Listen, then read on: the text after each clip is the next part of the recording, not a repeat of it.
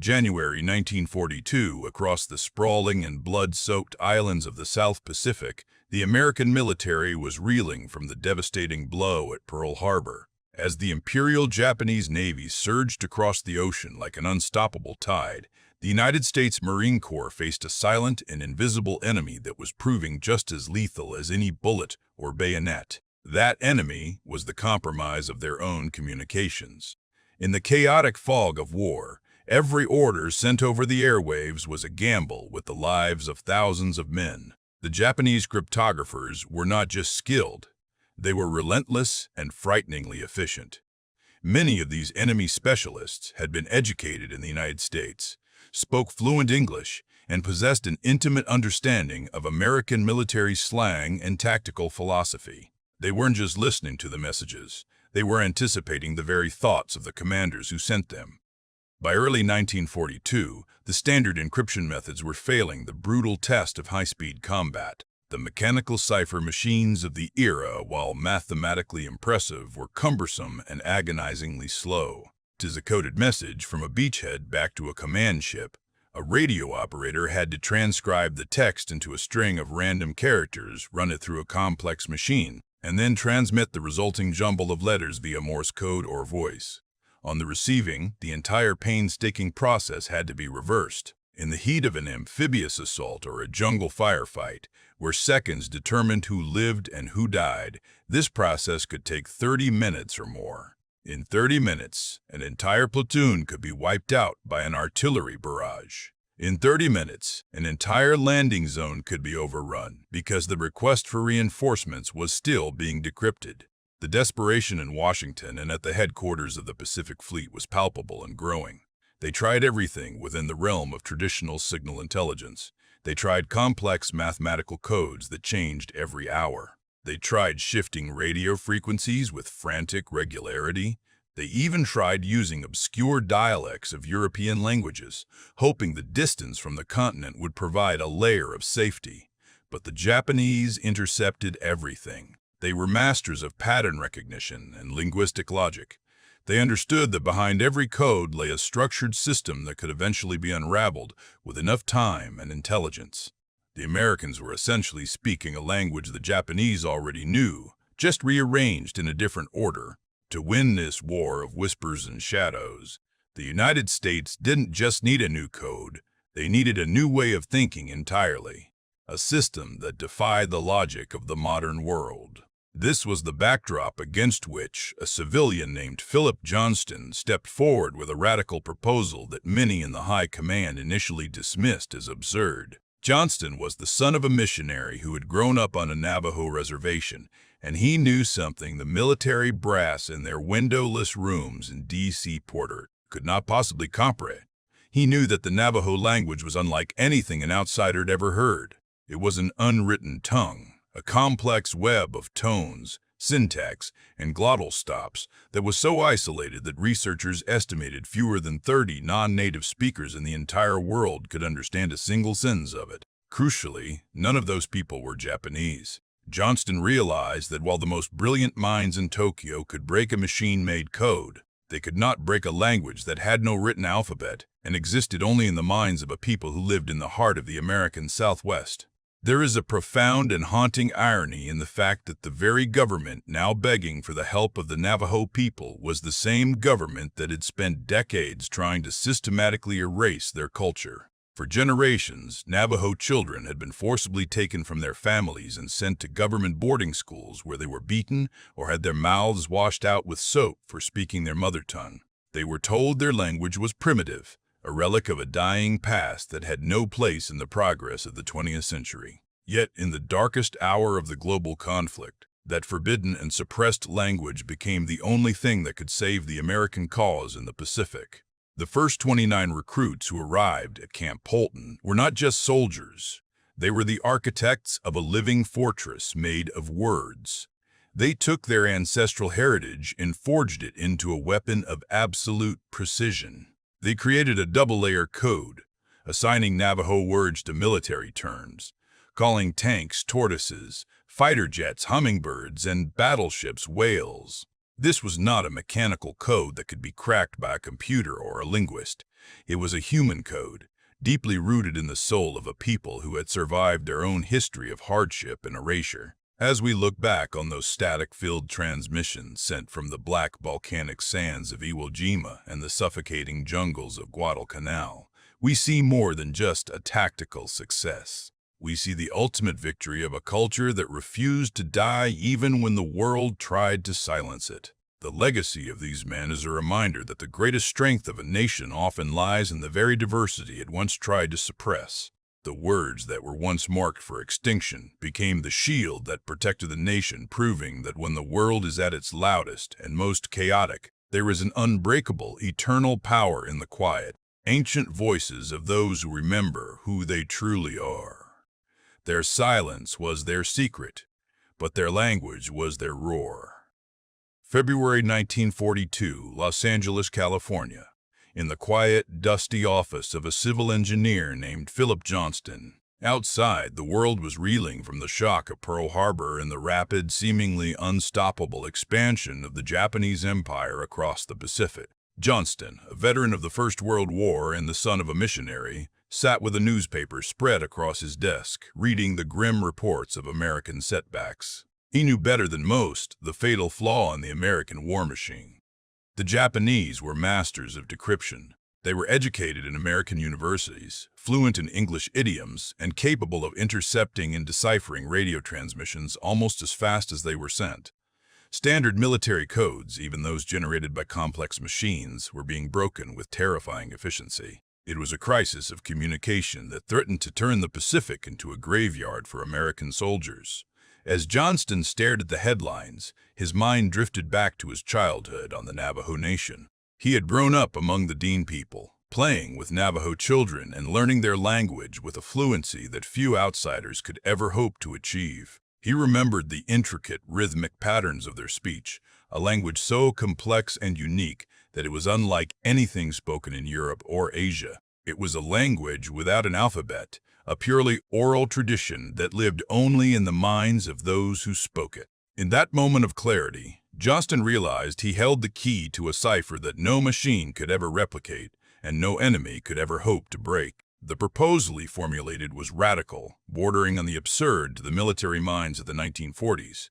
He believed that the Navajo language itself could serve as an unbreakable code. To the uninitiated ear, Navajo sounds like a chaotic swirl of tonal shifts and glottal stops, with a syntax that defies the logic of Indo-European languages. At the time, it was estimated that fewer than 30 non-Navajos in the entire world could speak it fluently, and none of them were Japanese. It was a linguistic island, perfectly isolated and naturally fortified. Johnston knew that to convince the United States Marine Corps, he would need more than just a theory. He would need a demonstration of speed and security. He traveled to Camp Elliott in San Diego to meet with Lieutenant Colonel James E. Jones. The atmosphere in the room was thick with skepticism. The military had experimented with Choctaw and Comanche speakers in the previous war, but those efforts were limited and lacked a formal system. Jones was a practical man, and he knew that in the heat of battle, every second saved was a life preserved. He gave Johnston a chance to prove his claim. For the demonstration, Johnston brought in 4 Navajo men who were already serving in the area.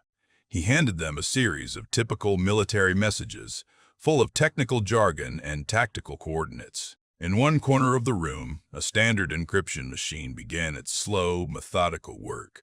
In the other, the Navajo men simply spoke. They translated the English messages into their native tongue, transmitted them via radio, and translated them back into English at the receiving. The results were staggering. What took the mechanical cipher machines 30 minutes to process, the Navajo men accomplished in 20 seconds. The officers in the room were stunned into silence. The speed was revolutionary, but the security was what truly mattered. The Navajo language was so obscure that even the most brilliant Japanese cryptographers would find no point of reference, no hook to hang a theory on. This meeting at Camp Elliott was the spark that ignited a fire. The Marines authorized a pilot project, calling for the recruitment of the first 29 Navajo men who would become the architects of the code. These men were asked to do something unprecedented, To take a language that the American government had spent decades trying to erase through forced boarding schools and cultural suppression, and turn it into the ultimate weapon for that same government's defense. The radical nature of Johnston's proposal lay in its reliance on human memory and cultural identity rather than gears and rotors.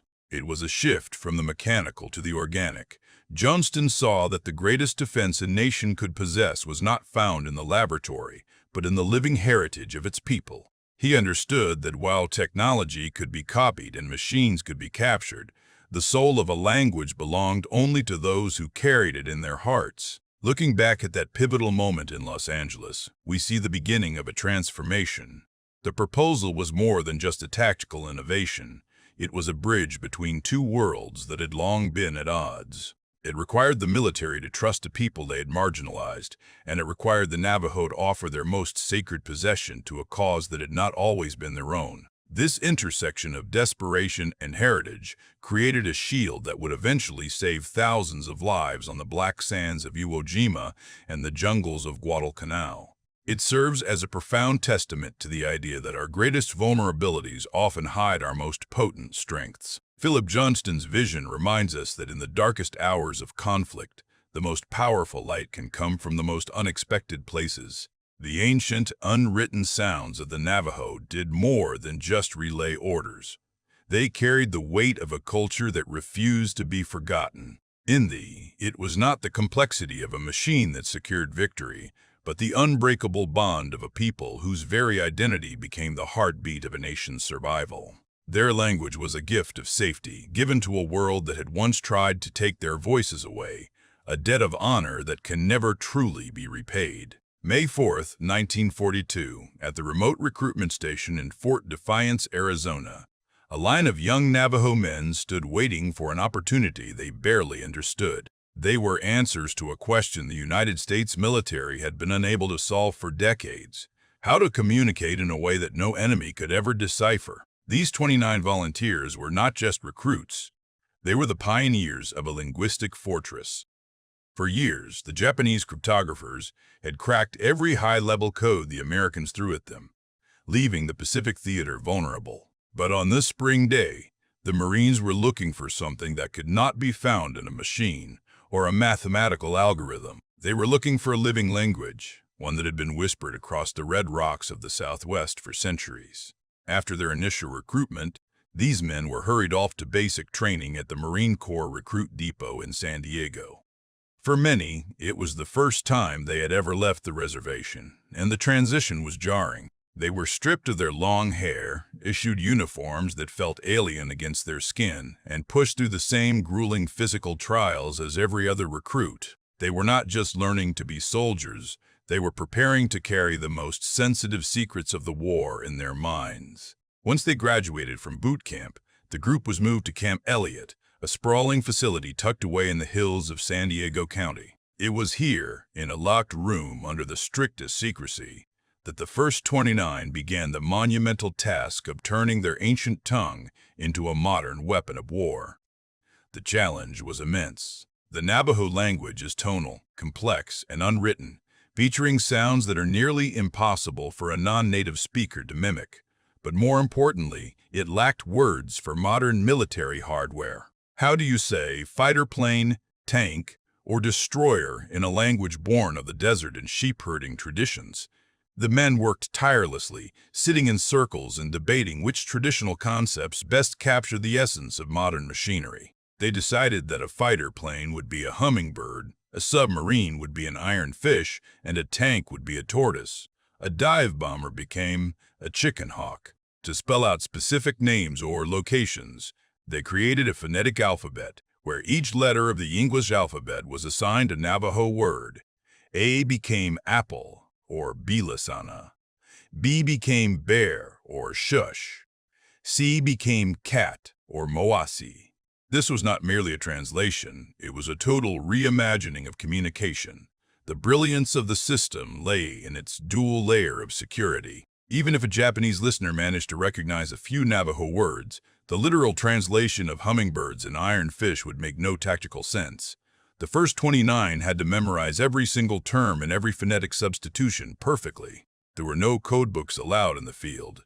If a Marine was captured, there would be no paper trail for the enemy to follow. The code lived only in the synapses of their brains and the rhythm of their breath. During their training at Camp Elliott, they were tested rigorously. They were forced to transmit messages under the stress of simulated combat, proving that they could relay a 3-line message in 20 seconds, a task that took the most advanced encryption machines 30 minutes to complete. As they prepared to deploy into the bloody campaigns of the Pacific, these men carried a unique burden. They were fighting for a government that, only a few years prior, had forcibly removed their children to boarding schools where they were punished for speaking the very language that was now the nation's last line of defense. There is a profound, almost poetic irony in their service. The Navajo language, which the American education system had tried so desperately to extinguish, had become the one thing that could save American lives. They did not hold a grudge. Instead, they offered their culture as a shield. The legacy of the First 29 is not found in medals or public parades, as their mission remained classified for decades after the war. Edie. Their true monument is the silence of the Japanese monitors who sat in frustration, listening to the unbreakable sounds of a people they could never conquer. We must reflect on the fact that these men used the most intimate part of their identity to protect a world that had not always protected them. They proved that the strongest armor a nation possesses is not made of steel, but of the diverse voices and heritage of its people. In the quiet of the desert night, the sounds of the Navajo became the heartbeat of freedom, a reminder that the things we try to suppress are often the very things that will eventually save us. Their story is a testament to the urgence of the human spirit and the sacred debt we owe to those who speak for us when we have no words left. Every syllable they uttered was a bridge between an ancient past and a future they helped secure through the simple, profound power of their own breath and the unbreakable spirit of the Navajo Nation. May 4th, 1942, at the sun-drenched training grounds of Camp Elliott, California, 29 young Navajo recruits stood before a blank chalkboard, faced with a task that would redefine the nature of secret intelligence. They were not there to learn the codes of the white man, but to weaponize the very language that the American government had spent decades trying to extinguish. The challenge was as massive as the Pacific Theater itself. They had to create a living, breathing dictionary that could translate the complexities of modern industrial warfare into the ancient tonal concepts of the Dine people. Navajo was an unwritten tongue, a complex web of syntax and glottal stops that existed only in the minds of its speakers, making it the perfect raw material for an unbreakable cipher. However, the language of the high desert lacked the vocabulary for the machinery of 20th century slaughter.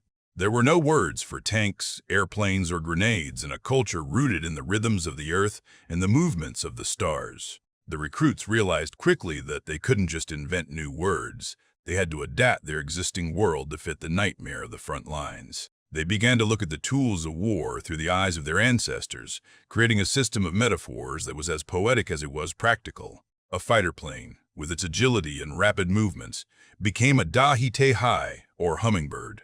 A dive bomber, designed to strike from the heavens with lethal precision, was dubbed a genie, the chicken hawk. The massive transport planes that carried the weight of the invasion were called Otsa, the eagle. By grounding these terrifying weapons in the familiar forms of the natural world, the code talkers created a mental map that was intuitive to them, but remained an impenetrable thicket to the enemy. As they moved from the sky to the sea, the dictionary expanded. A submarine was reimagined as a beshlo, an iron fish. A destroyer, cutting through the waves with predatory intent, became a loso, or whale. Even the complicated hierarchy of military rank required a cultural translation. A commanding general was identified by the silver eagle on his shoulder, so he became a bai-shai-bei-zini. A colonel, marked by the silver oak leaf, was referred to as a gish-e-it-ni-I. This was not merely a substitution of terms. It was a total immersion of the military machine into the Navajo universe. They were building a double-layered shield. To anyone listening who was not initiated into this specific group, a transmission would sound like a bizarre list of animals and plants, a string of nonsense that offered no hint of the troop movements or artillery coordinates being discussed. The most grueling part of this development was the absolute requirement for memory. There were no manuals allowed in the field, no written keys that could be captured by the Japanese. Every single term, every phonetic alphabet substitute had to be etched into the minds of the men with perfect clarity. A single slip of the tongue, a misremembered bird or fish, could lead to a catastrophic loss of life. They practiced until the translations were instantaneous, until a grenade was simply a nimase, or potato, and a mortar was a mash glsh, or mud pot. They were turning their minds into walking vaults of classified information, carrying the weight of the entire Pacific campaign in their memories. There was a profound and bittersweet irony in this process. Many of these men had been taken from their homes as children and sent to government boarding schools where they were beaten for speaking Navajo. They had been told that their language was a relic of the past, a barrier to their survival in a modern world. Now, in a twist of historical fate, that very language was the only thing capable of saving the nation that had tried to erase it. The sounds once whispered in secret to avoid punishment were now the loudest, most critical commands in the fight for global freedom. This reclamation of their heritage became a source of quiet strength. They weren't just serving a country, they were proving the worth of a culture that had been systematically undervalued. As the dictionary grew to include hundreds of terms, the code talkers also developed a phonetic alphabet to spell out names and locations that had no Navajo equivalent. A became Wolachi, the ant. B became Wolachi, the ant. B became Shush, the bear. C became Mosi, the cat. This created a symphony of the earth that broadcast over the chaotic static of radio waves, cutting through the smoke of gunpowder and the screams of battle. While the Japanese military possessed some of the world's most brilliant code breakers who could unravel mechanical ciphers with ease, they were utterly defeated by the cultural depth and linguistic nuance of the Navajo. They could not decode a soul. The legacy of this dictionary is not found in a dusty archive, but in the thousands of American lives that were spared because a message could be sent and understood in seconds rather than hours. It is a testament to the idea that our greatest power often resides in the very things we are told to cast aside. These men walked into the fire of the Pacific, carrying their ancestors' breath as their primary weapon. They returned to a home that would keep their secret for decades, living in a silence that was as dignified as their service. Their story remains a bridge across time, a reminder that as long as a language is spoken, the spirit of its people can never truly be broken, and the words of the desert will forever echo as the true sounds of victory. August 7th, 1942, 1910 a.m. on the jagged volcanic shores of Guadalcanal. The air was a thick curtain of salt spray and cordite as the very first waves of the 1st Marine Division stormed the beaches, marking the first Allied offensive against the Japanese Empire. Amidst the deafening roar of naval bombardment and the frantic shouting of officers, a small group of Navajo men sat hunched over heavy radio sets. These were not traditional soldiers in the eyes of the brass.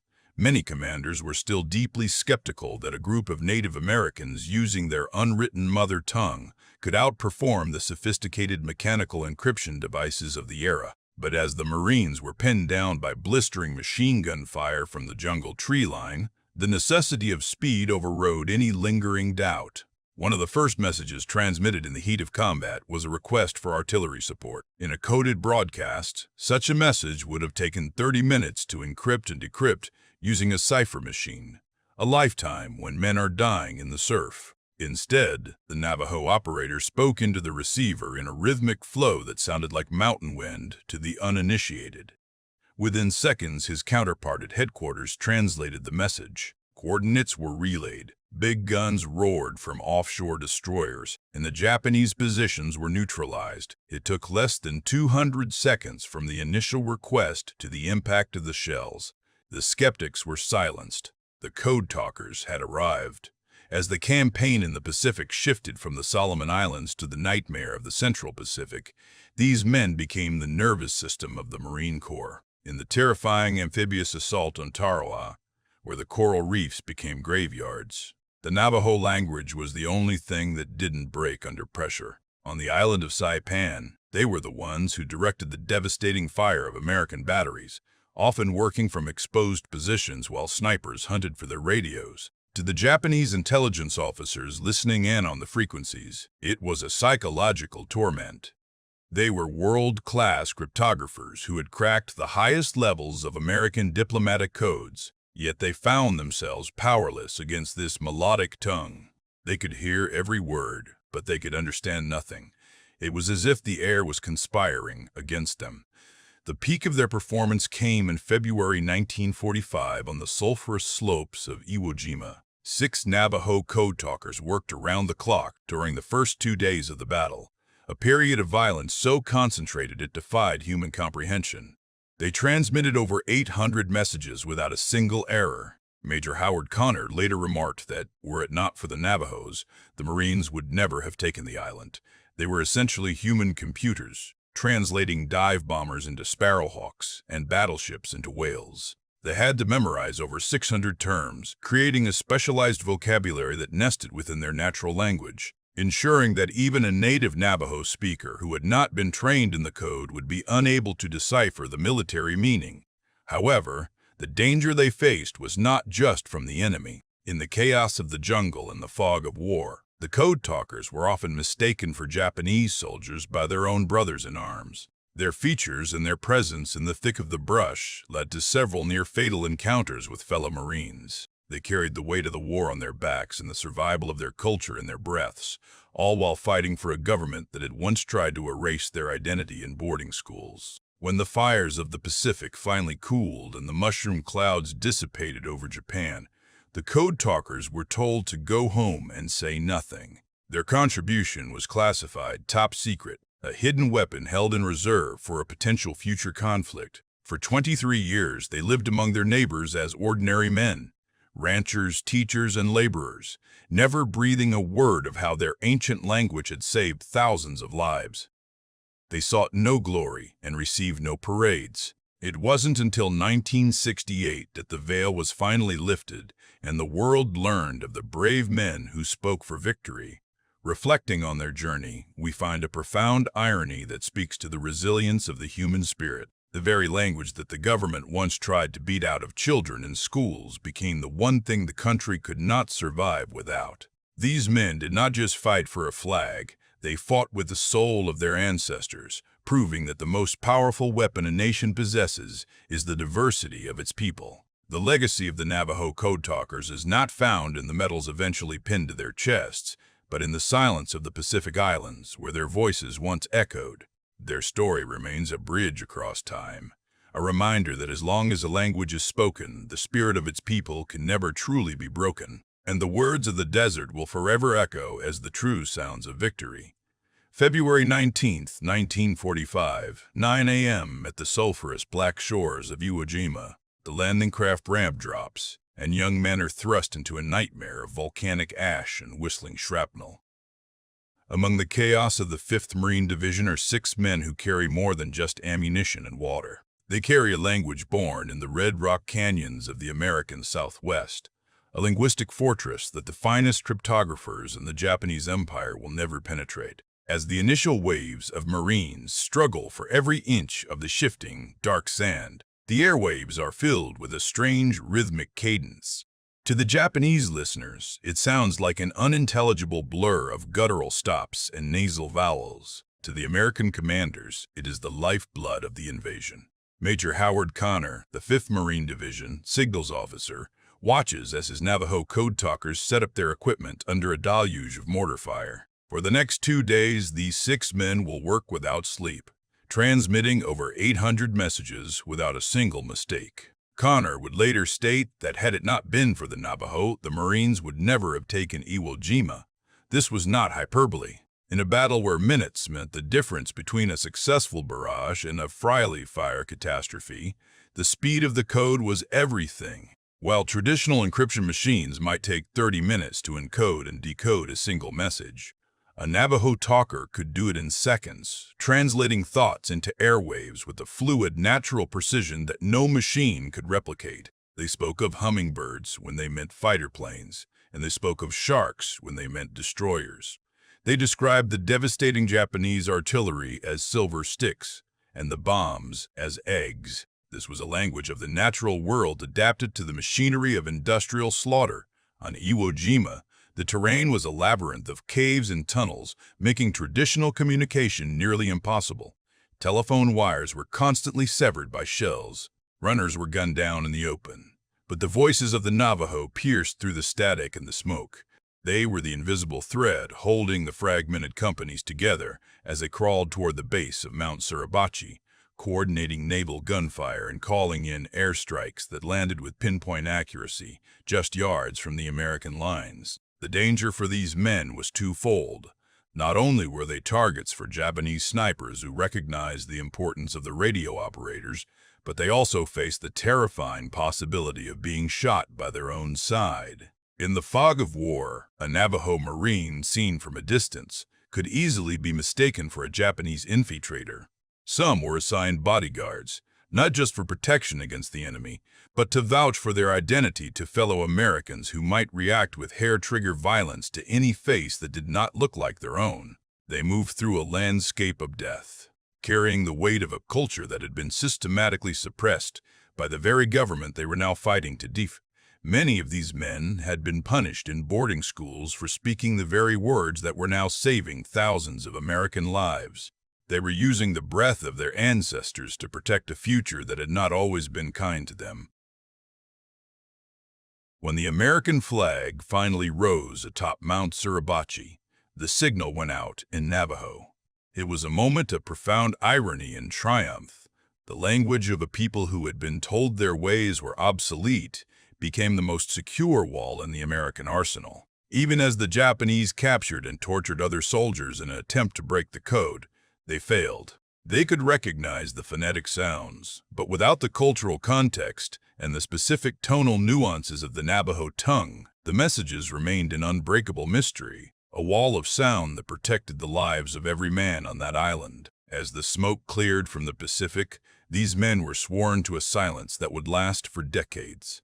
They returned to their homes in the desert, unable to tell their families of the vital role they played in the world's greatest conflict. They carried their medals in their hearts, not on their uniforms, until the code was finally declassified in 1968. Their mastery at Iwo Jima was a testament to a truth that history often forgets, that the strength of a nation is not found in its uniformity, but in its ability to embrace the unique gifts of all its people.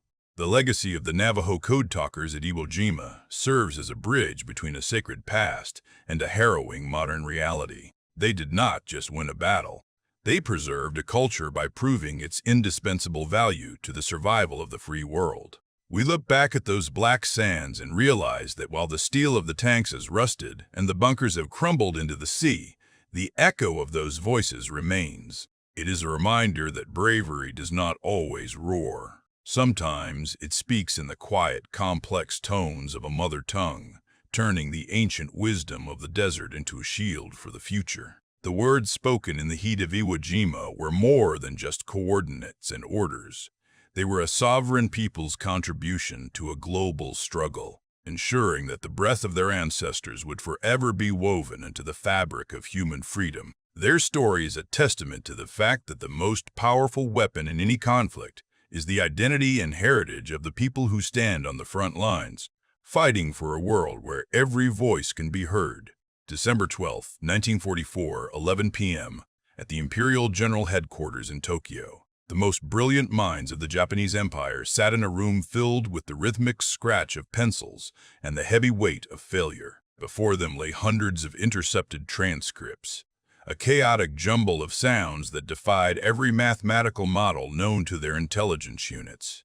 For years, the Japanese cryptanalysts had been the invisible masters of the Pacific theater. They had successfully compromised various Allied codes, intercepted British diplomatic cables, and anticipated numerous American naval movements. They were trained to see patterns in chaos, to find the logical thread in a tapestry of encrypted noise. But when they listened to the transmissions coming from the front lines of the United States Marine Corps, they found themselves staring into an abyss. They heard what sounded like the wind through the canyons or the rhythmic chanting of a ghost. a series of guttural stops and nasal vowels that had no relationship to any language they had ever encountered in their Western studies. They were convinced that what they were hearing was a sophisticated mechanical cipher, a machine-generated scramble that was so complex it defied human decryption. They spent thousands of man-hours trying to find the key to a machine that did not exist. The frustration within the Japanese high command was not merely academic, it was a tactical nightmare. In the heat of battle, time is the only currency that matters. While Japanese units struggled with cumbersome codebooks and manual encryption that could take 30 minutes to process a single order, the Americans were communicating in real time. A Navajo code talker could transmit a message in 20 seconds that would take a traditional cipher machine half an hour to encode and decode. This speed allowed the Americans to adjust their artillery fire and call for air support with a terrifying fluidity. The Japanese intelligence officers were baffled by the lack of repetition. In most codes, certain letters or phrases appear with predictable frequency, providing a foothold for the cryptanalyst. But the Navajo language is built on a foundation of tonal shifts and complex verb structures where a single word can change its entire meaning based on the speaker's inflection. To the Japanese ear, trained in the rigid syllabic cadence of their own language, the fluid and metaphorical nature of the Dean language was an impenetrable fortress. The Japanese even went so far as to torture prisoners of war in a desperate attempt to crack the mystery. One of the most harrowing stories is that of Joe Kiyomiya, a Navajo soldier who had been captured during the fall of Bataan. His captors realized he was Navajo and forced him to listen to the intercepted radio traffic. They beat him, starved him, and forced him to stand naked in the snow, demanding that he translate the messages. But Kiyomiya, despite speaking the language fluently, was as lost as the Japanese. The code talkers had created a code within a code. When Kiyomiya heard the words for hummingbirds, turtles, and potatoes, he heard a surreal story about nature, not a military order. He could translate the literal words, telling the Japanese that the Americans were talking about birds and vegetables, but he couldn't tell them that a hummingbird was a fighter plane or that a potato was a hand grenade. The Japanese concluded that Kiyomiya was lying and increased their brutality, never realizing that the secret was protected by a layer of cultural context that no outsider could ever hope to penetrate. This failure of Japanese intelligence highlights a profound irony of the conflict. The United States government had spent decades trying to eradicate Native American cultures, forcing children into boarding schools where they were beaten for speaking their mother tongues. The very language the American educational system tried to kill became the only thing that could save American lives in the Pacific. The Japanese, who had meticulously studied the American psyche and military doctrine, were blinded by their own assumptions. They expected a technological solution because they viewed the world through the lens of industrial modernization. They could not conceive of a military force that would rely on an ancient, unwritten oral tradition as its primary security measure. As we look back at the silence that followed the war, we see a legacy that is as quiet as it is powerful.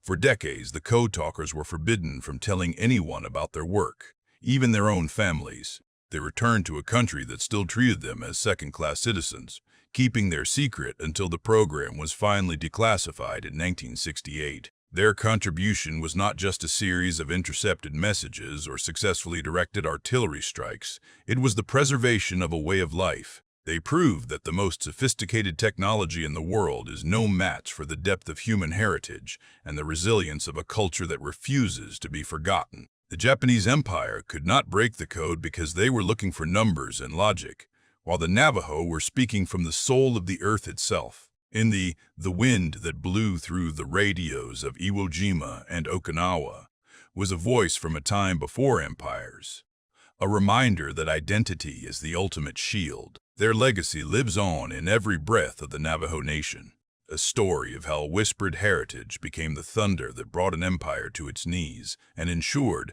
that the world would remain a place where every unique voice has the right to be heard. August 15, 1945.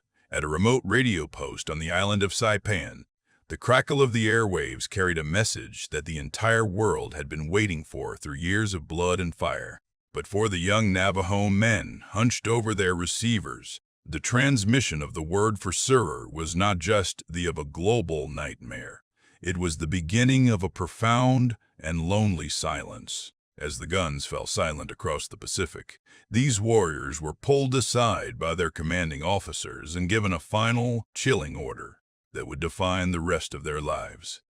They were told to tell no one, not their parents, not their wives, and not their children. The code that had baffled the finest minds of the Japanese Empire was now a classified weapon of the United States, deemed too valuable to be lost to history books and too dangerous to be shared with the public. They were the men who had turned their mother tongue into a shield for democracy, yet they were forbidden from ever explaining how they had done it. They boarded the troop ships and sailed back across the vast blue expanse they had helped conquer, returning to a country that was largely unaware of the miracle they had performed. When they stepped off those ships, they did not walk into ticker-tape parades or see their names on the front pages of national newspapers. Instead, they returned to the high deserts of Arizona and New Mexico, back to the Hogans and the sheep-herding, carrying the weight of a secret history that burned in their chests. For the next 23 years, the Navajo code talkers would live as shadows among their own people. They watched as other veterans shared stories of the bridge at Remagen or the liberation of Paris, while they remained the silent sentinels of a classified past. When neighbors asked about their service, they gave vague answers about being radio operators or message runners. The complexity of their contribution, the sheer genius of their linguistic architecture, remained buried under the red dust of the reservation. The irony of their silence was bitter and deep.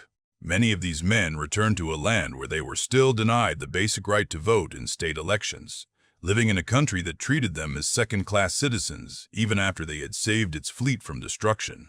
They returned to a society that had spent generations trying to beat the Navajo language out of their children in government boarding schools, the very same language that had just acted as the ultimate safeguard for American military secrets. They lived through the McCarthy era and the early days of the Cold War, watching the world shift into a new kind of global tension, all while knowing they held a key to a military success that no one was allowed to see. The psychological toll of this forced anonymity was immense, as they carried the trauma of Iwo Jima and Okinawa without the benefit of public recognition or the therapeutic power of sharing their story. It was not until 1968, in a world vastly different from the one that had marched to war in 1941, that the heavy veil was finally lifted. The Department of Defense, realizing that the advent of computer encryption and modern technology had reread the Navajo code less critical as a future tactical asset, moved to declassify the program.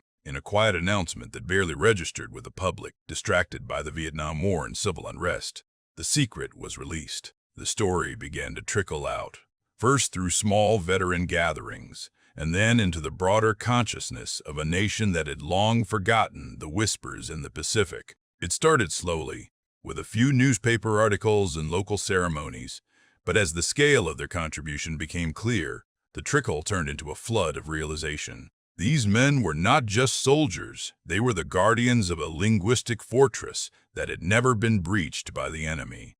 Recognition came late, but it came with the force of a long overdue debt being paid with interest. In 1982, the government officially recognized their service, and eventually, congressional gold medals would rest on the chests of the few who remained to receive them. But the true legacy of the code talkers is not found in the gold of a medal or the stone of a monument.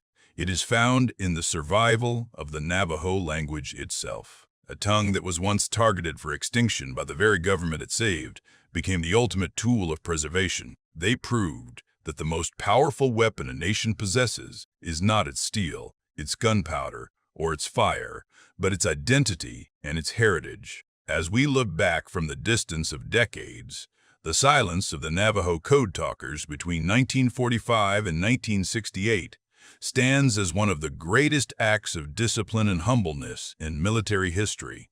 They did not speak for fame, and they did not wait for thanks. They protected the land that had once tried to erase them, and they did so with a dignity that tranced the politics of any era.